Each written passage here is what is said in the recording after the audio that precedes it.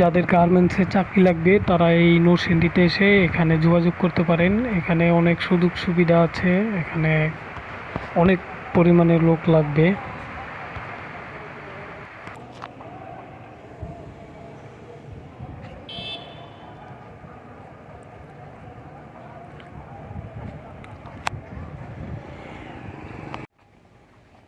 এইখানে অনেক থাকা খাওয়ার সুবিধা রয়েছে, এই যে কোম্পানি থেকে কোয়ার্টার দেওয়া হয়, দেখেন অনেক ভালো পরিবেশ, এখানে থাকা সম্পূর্ণ ফ্রি। এই হচ্ছে ওয়াশরুম।